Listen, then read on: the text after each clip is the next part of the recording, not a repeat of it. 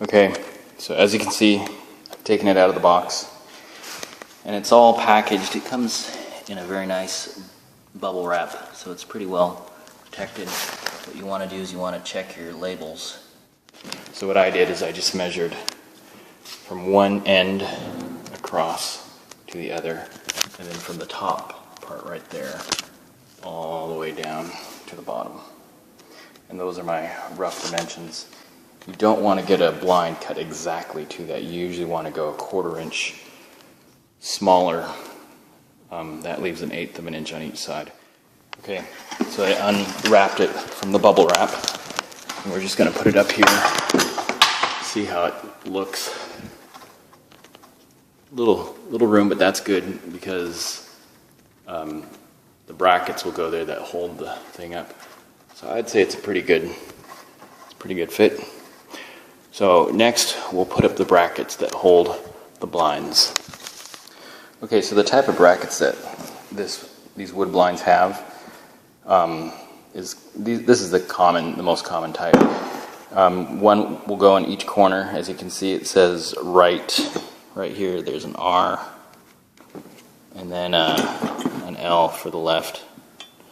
And this, so it'll go near the top. So like this will go like that on this side, and then this one would go on this side. It just, instead of using a flat head, I'm just using a 1/4 inch driver. One thing about these screws is you don't need to use anchors or anything because it goes right into wood.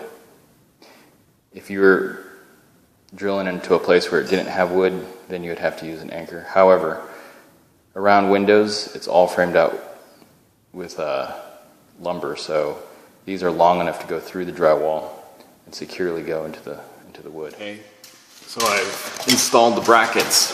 You can see them. One's here, and the other's there, and they're just flush up against the wall, like that. And I just drove those screws in, and then this part will just go down like that and click in place. If you have a really long blind like this one, a lot of times they'll come with an extra support, and what this does, this goes in the middle, and it goes like this. It'll kind of support it from the bottom, and it hooks into this little groove right here, like that. And then you'll put some screws in here to help support it. Okay, so there it is. It fit pretty nice. These things, they just popped in there, and then this thing just went down and clicked in place. And because they're already pre-cut to the length, it fits pretty nice. So next, what I'm going to do is I'm going to show you how to install the valance. So this is the valance that I'm going to install, and you can see the profile. It's kind of a decorative thing. Now, the way this works is it has a groove cut into it like that. It's kind of a V-shaped groove. Let's see if we can, there you go. And then it's actually a magnet, and the magnet just kind of sticks onto the actual blinds, and this part clicks behind it.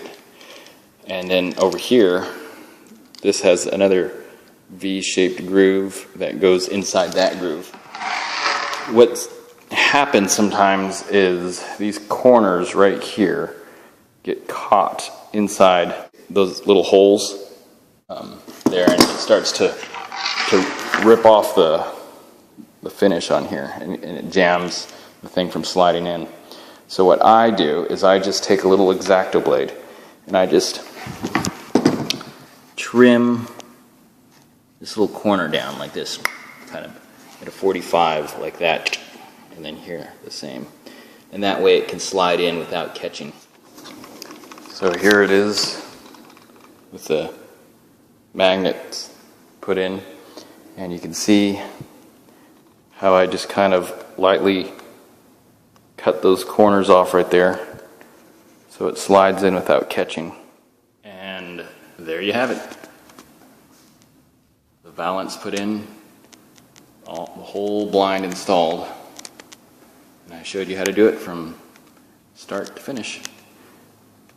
So step 1, measure the rough dimensions. Step 2, get the blinds cut to the right size. Step 3, install your brackets up top. Once those are installed, step 4, insert the blind. And step 5, install the valance. And that's it.